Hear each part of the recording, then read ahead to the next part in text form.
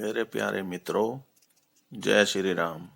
मैं मनोज भाई ज्योतिषाचार्य आज आपको जो मैंने कल बताया था कि कल मैं संतान उत्पत्ति से संबंधित जो प्रॉब्लम आती हैं उनके बारे में कुछ और पॉइंट बताऊंगा, साथ ही उसके लिए उपाय भी बताऊंगा। तो मैं आज इसी क्रम में अपनी बात को आगे बढ़ाता हूँ और बताता हूँ कि संतान उत्पत्ति में क्या क्या दिक्कत आ रही है, क्यों आ रही है, उसके कुछ और सूत्र। तो कल हम बात जो कर रहे थे वो था अधिकांश ग्रह पुरुष राशि में हो जब आपकी कुंडली में और भावों में हो तो लड़के अधिक लड़कियां कम होती हैं, और यदि चंद्रमा छठे तो अधिकांश लड़कियां तथा केतु चौथे हो तो अधिकांश लड़के होने की संभावना बनती है।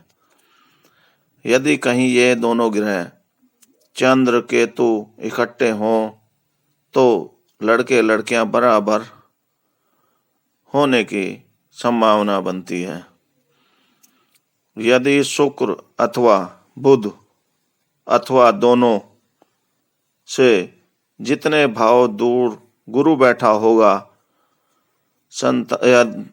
संतान योग उतना ही अच्छा बनता है। तो इनके बीच वाले भावों की संख्या अनुसार संतान की संख्या का ज्ञान भी आप प्राप्त कर सकते हैं कि इन ग्रहों के जो बीच में बैठे हैं वो कितनी संख्या है उनके भावों की, उन्हीं की संख्या बल के हिसाब से आप उनकी संतान का योग भी यानी संख्या कितनी होगी उसका भी ज्ञान ले सकते हैं। यदि 5वें स्थान और 9वें स्थान पर सूर्य मंगल हो तो लड़कों की जोड़ी बनती है।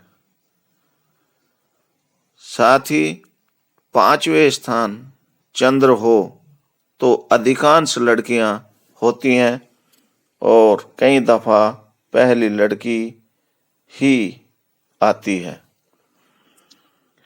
यदि 5वें स्थान से पहली संतान, 7वें से दूसरी संतान, 9वें से तीसरी संतान का फल देखा जाता है।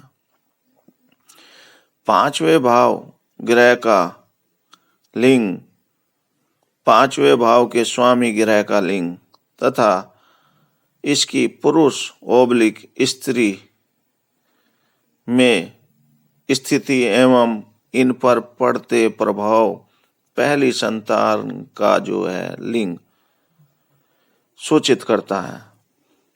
इसी प्रकार दूसरी संतान के लिए 7वां, तीसरी संतान के लिए 9वां भाव संतान का लिंग सूचित करते हैं।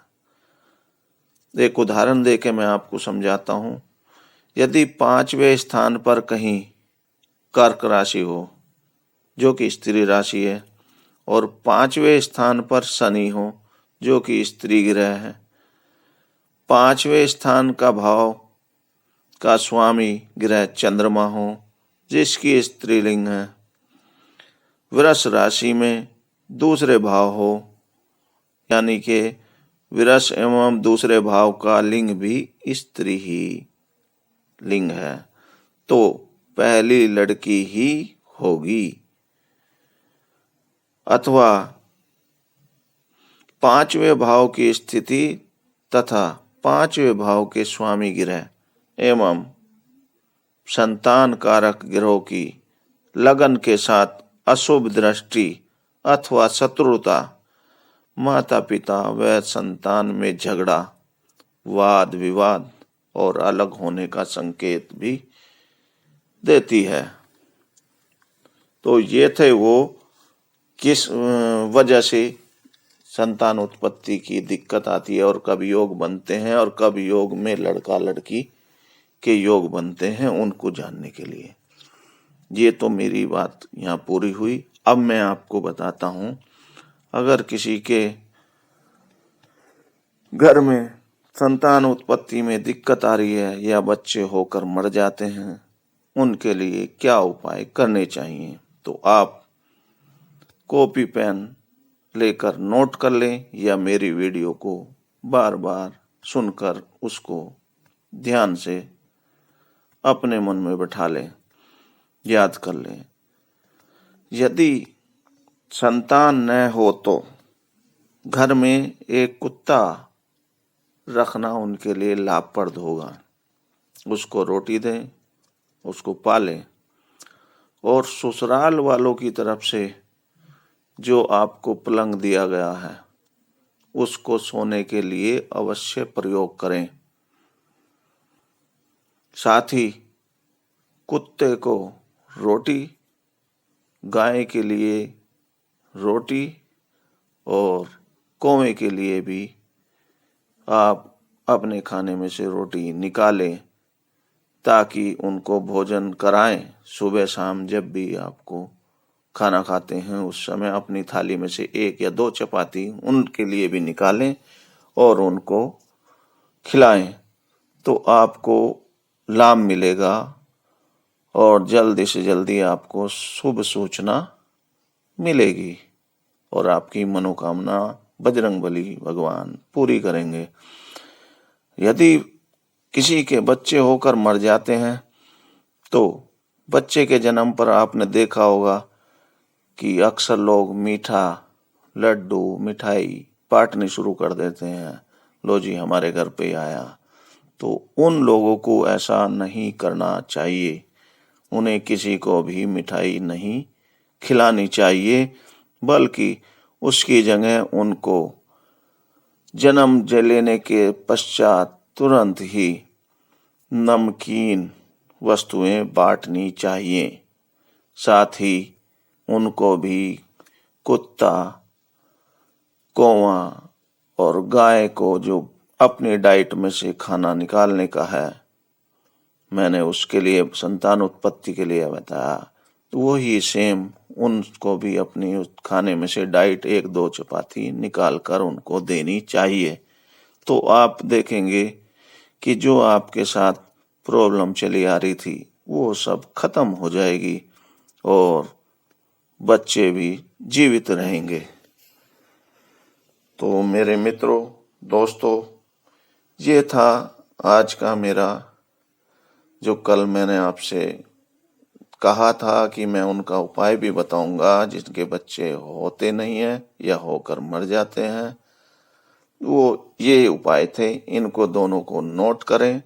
और साथ ही एक चीज और ध्यान रखना, जो मैंने पलंग आपको बताया उसका सिराना यानी आपका सोते हुए सर वो पूर्व दिशा की तरफ होना चाहिए, ना कि किसी और दिशा की तरफ। तो आपको पूर्ण लाभ मिलेगा। बजरंगबली भगवान आपकी सब मनोकामना पूर्ण करेंगे। तो मेरे दोस्तों, मित्रों, जो मैंने आपको सूत्र बताए हैं, उपाय बताए हैं, मेरे विचार से आपको वो सब भली भांति समझ में आ गए होंगे।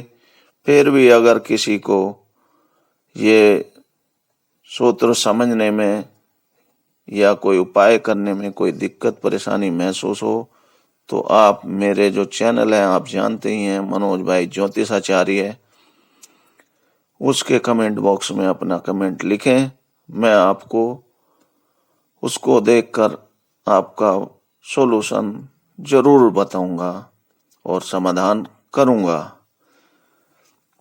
साथ ही कल मैं एक नई वीडियो लेकर आऊंगा जिससे आप लोगों को और सपोर्ट मिलेगी कि अगर आपके बच्चे आपकी बात नहीं मानते हैं तो उनके लिए क्या उपाय करें, उसके बारे में भी कल मैं बताऊंगा।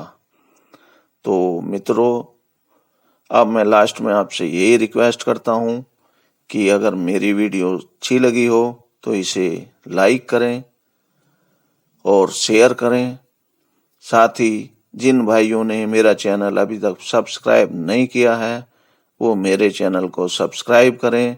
साथ ही बेल आइकन भी दबाएं ताकि आपको मेरी जब भी नई वीडियो मैं बनाऊंगा आपको उसकी बेल आइकन से आपको पता चल जाएगा कि मैंने कौन सी वीडियो डाली है, तो आप तक वो पहुंच जाएगी जब भी आप YouTube खोलेंगे। तो इसलिए आप मेरे चैनल को जिसने नहीं किया है वो सब्सक्राइब जरूर करें और मेरा उत्साहवर्धन करें।